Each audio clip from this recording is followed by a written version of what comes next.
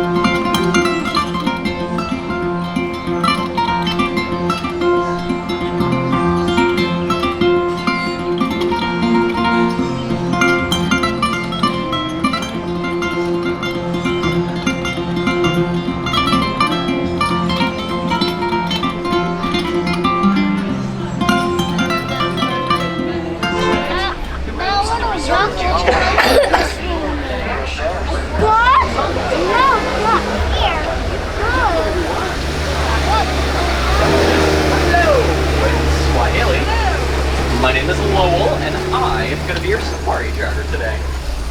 Now while we're out here in the Harambe Wildlife Reserve, I ask that you please remain safely seated. Please remain seated. Keep your hands, arms, feet, legs, and heads inside the truck. There is no eating allowed. If you have any open food, please put it away now.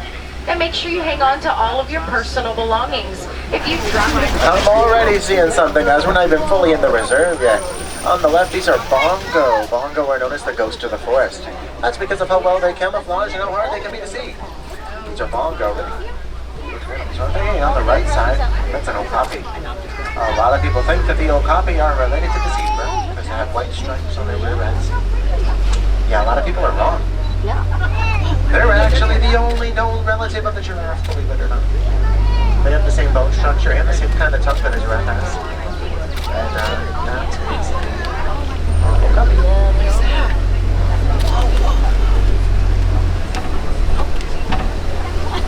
Okapi and bongo. The other animals are the bongo. Oh, your hat, guys. Turn your head on backwards.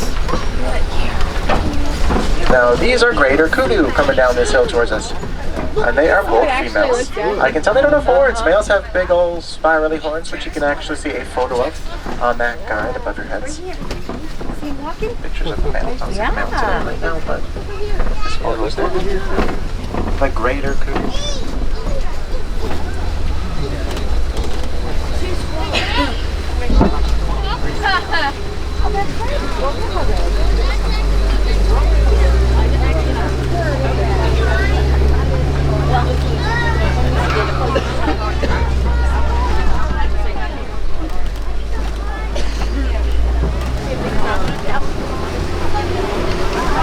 Alright, now as we come up this way, there is a saddle-billed stork. Saddle-billed stork can stand up to 5 feet tall with a wingspan up to 9 feet wide. If you need a visual for that, the canopy of this truck is about 9 feet wide.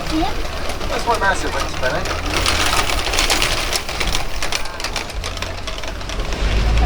Now we're going to head right through the Sabi River into a freshwater river. Like all sources of fresh water, it's a very important place for animals where they can go for a drink.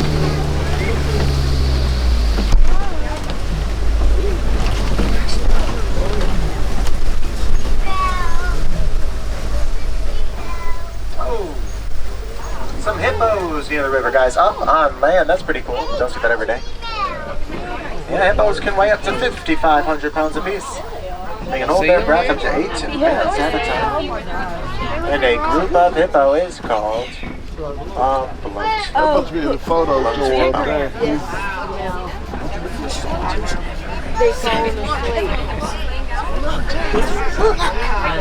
Look, they're laying right down, guys. See them? Right here. See them? Hippo on the left hand. They're much more common to find in the water that way. There's also a small pod of pelicans there on the left. Those are pink-backed pelicans. Pink-backed pelicans are named after the color they turn during the mating season.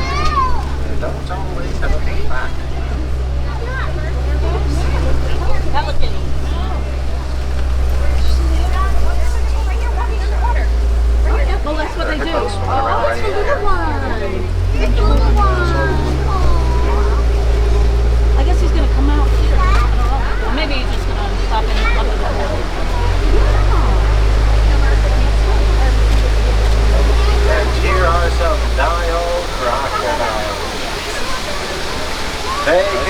to 20 feet long. And vultures.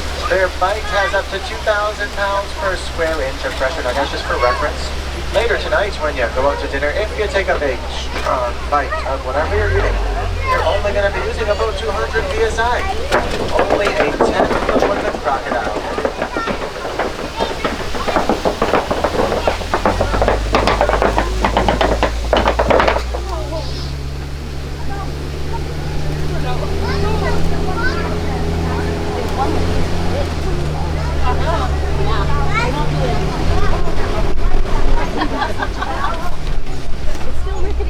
Alright, my friends, now we're going to head towards the savannah.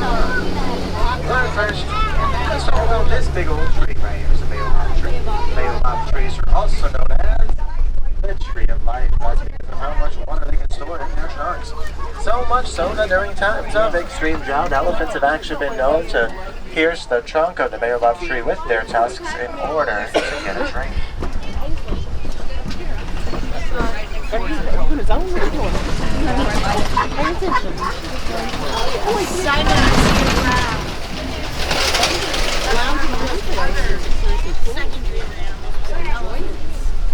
a giraffe out there. Oh yeah.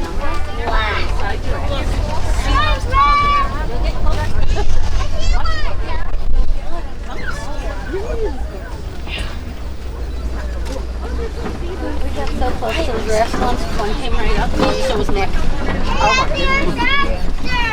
Yeah, there is a giraffe. It's way in the distance there. We're going to get a little bit closer on that other side, and we'll talk about them that way. I know everyone's got a nice, good view. But that's a good eye, buddy. I know. Yeah, really. When he learns to zebras.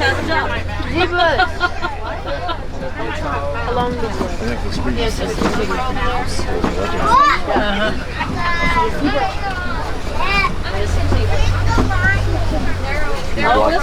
All right, on the left side here, there are some painted All the dogs. dogs are out.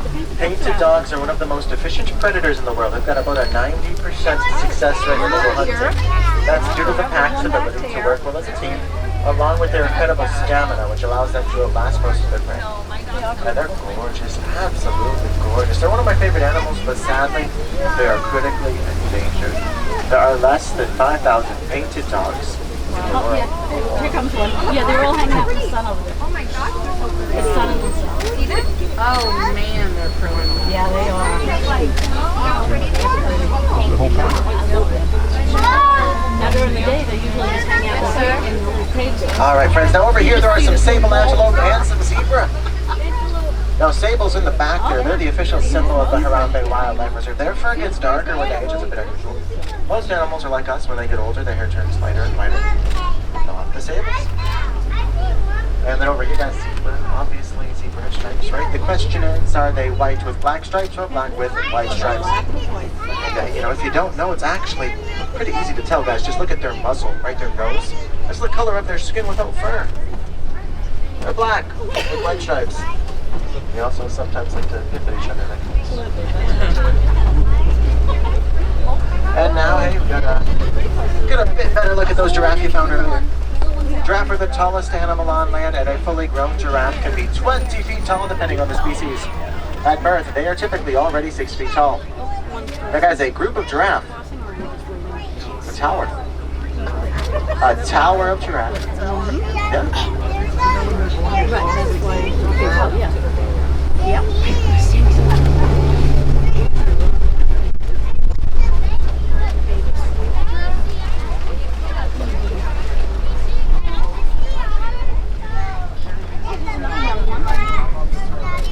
Yeah, this one's gonna go right on the road. Yeah. There we go. Go. Okay, they're moving.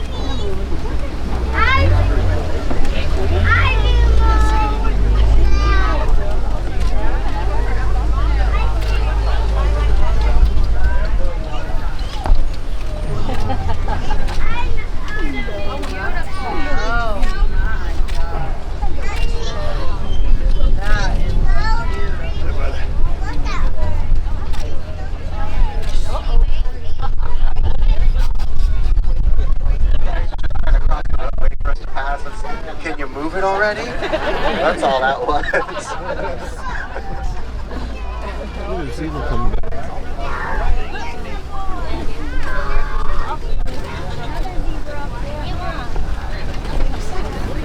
Alright, looks like some little tame animals up that way, friends. Those are called springbok. They only stand at about 3 feet tall, but they can jump up to 6 feet in the air and up to 13 feet forward. Then right by that little tree stump there, those are eland. And eland are the largest antelope on the reserve. A fully grown male eland can stand at over 6 feet tall, weigh over 2,000 pounds. And the female is not exactly tiny, but she's not quite 6 feet tall, 2,000 pounds. So there's a bit of a size difference there. There's also a little bit of a coloration difference. That is not always the case. That is not even usually the case. That particular male, for whatever reason, is a little bit darker. They are generally all that same kind of tan color that the female is. You really want to keep in mind that size difference. If you see eland elsewhere in the future, you can kind of tell them apart, male and female. That's the way to do it.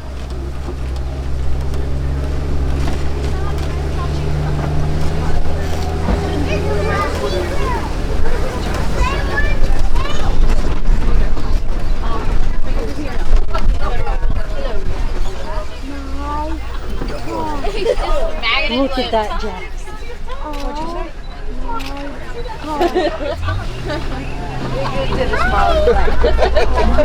I'm gonna have to use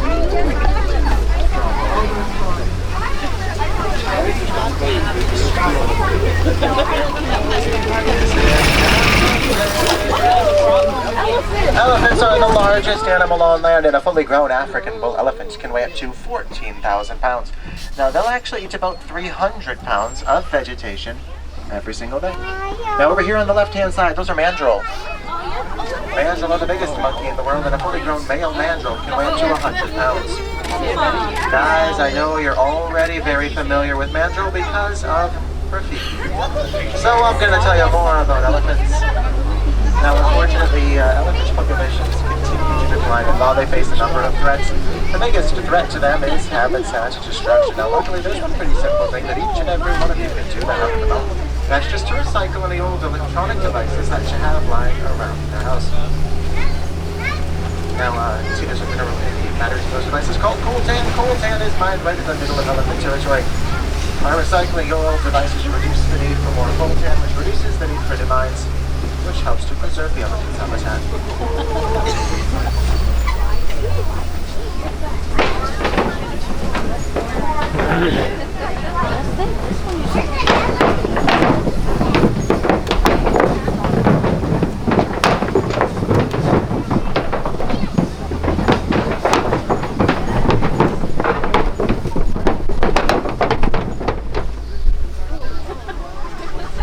No, they used the whole roll of duct tape to keep that bridge up. It's fine.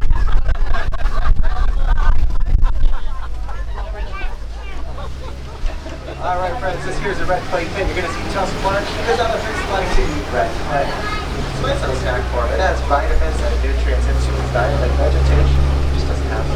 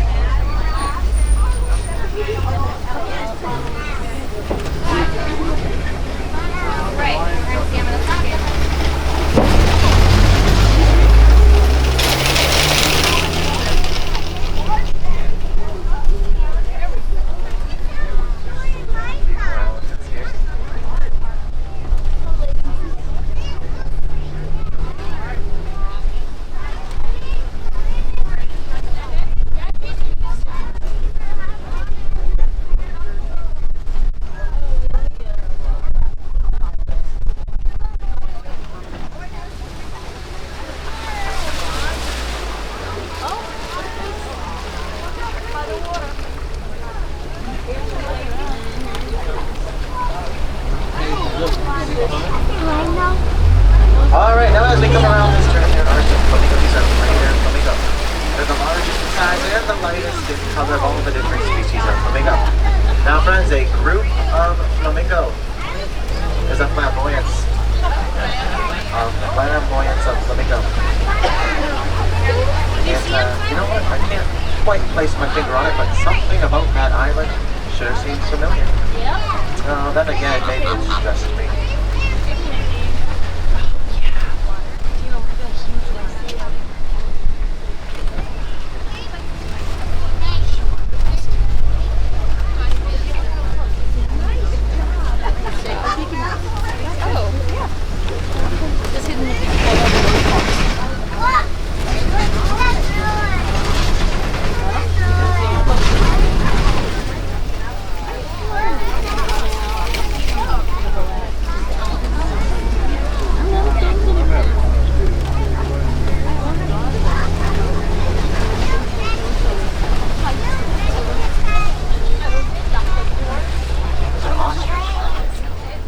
Back there by the water stream. We're going to drive to that side. Hopefully we'll catch a better look. Ostrich is the biggest bird in the world. Completely flightless, cannot fly, but they can run to 40 miles per hour.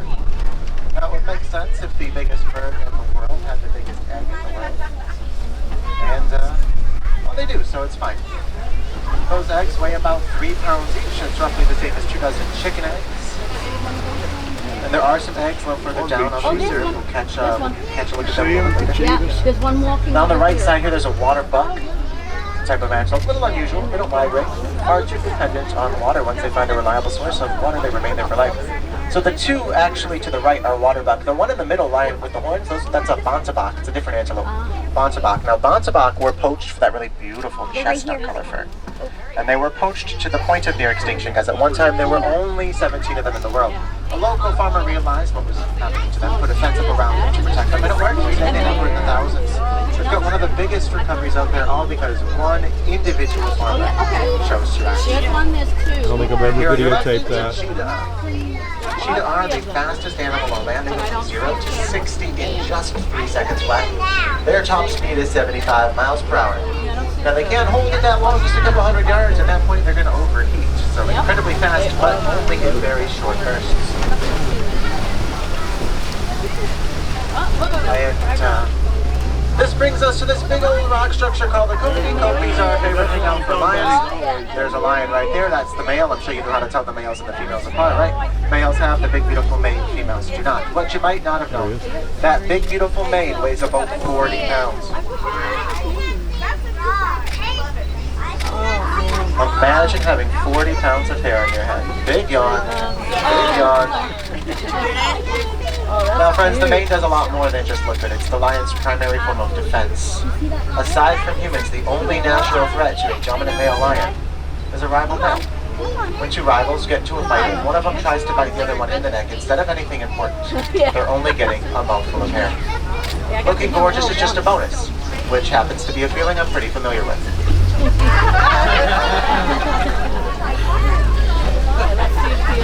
see if the ladies are out.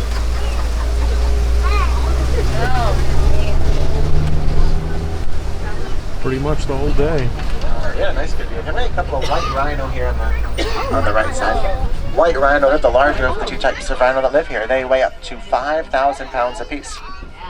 They've got a very wide, very flat mouth that makes it easier for them to graze in the open grasses of the savanna. And there, those ostrich are back here. Yeah, definitely a better look at the ostrich. We're going to keep driving around. We'll hopefully catch another look at them. I thought I saw the little rhino, so let's see if we can get a better look. Here's a female lioness right here as well. 2 of them actually, so there's 3 lions total. I've been giving you guys the group names. I'm sure I don't need to give you the group names of the lions, but just in case. It's a pride. It's a pride of lions. You kind of feel like everyone may have known that one. And yeah, warthogs right here. Warthogs are related to the domestic pig. They're surprisingly light on their feet. When they run with a bit of a bounce in their step. Their tails go straight up in the air. That should all sound kind of familiar. That's how they animate it. Right here. Jess, what is warthogs?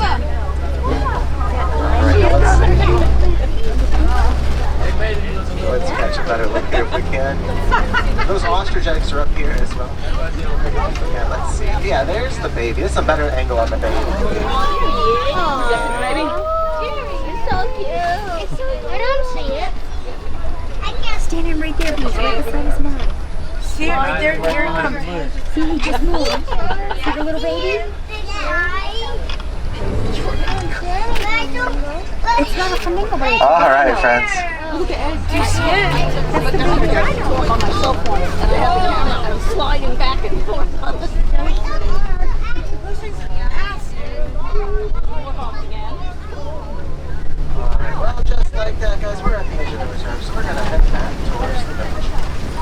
back, we're going to pass by the warden's house, and he's been raising Nigerian dwarf goats, which are primarily a dairy goat. He's also in charge of making sure that all of these animals are protected and that they're taken care of. Now, it's not just these animals that help, it's animals all over the world, and that's where you come in. Luckily, there are a lot of different little things we can do to help them all that all add up to make a really big difference. Things like recycling, getting reusable bags for the grocery store, even just reducing the amount of plastic straws that you use. But in addition to being able to reduce, reuse, and recycle, we can also do what we're trying to do here at Kilimanjaro Safari, and hopefully that's to educate and inspire. So when you get home, look up your favorite animal and the kind of threats that they're facing in the wild today. Then help raise awareness by showing your friends, your family, and all those other random people that follow you on social media. Hopefully you can educate them a bit and inspire them to get involved and to take some kind of action themselves. Remember, all of those little actions add up to make a really big difference. Now with that in mind, I sure hope I was able to teach you guys at least one new thing today. And there you go. If that's your takeaway, I'm happy with it. That's one of my favorite ones is the Lions thing. I also hope that you guys saw something that inspires you. That way you'll actively make the choice to go forward. Alright, so now we're approaching the unload area. We're not going to stop at unload. We're going to keep driving. We're going to drive under a bridge, then we're going to drive past our normal loading area. We're going to go all the way back to where we first picked you up at. That's our wheelchair dock. So friends, if you've left any wheelchairs or scooters or anything behind, you won't have to look too hard for them. They'll be right where you left them. That just means you're stuck with me for an extra couple of minutes. But, you don't have to lie, it's okay. But I'm flattered nonetheless. Now guys, I'm going to just mute my microphone for a moment. I'm going to give them a call, let them know we're almost back. Hopefully that way they'll be ready for us by the time we get up there.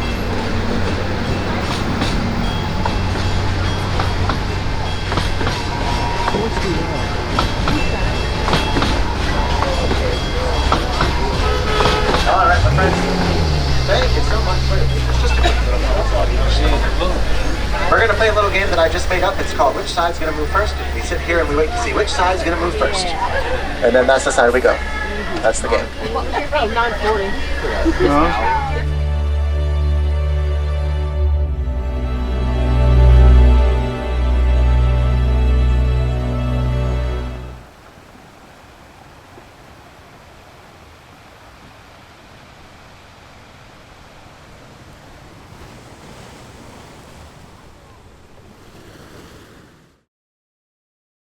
This has been a Rock and production.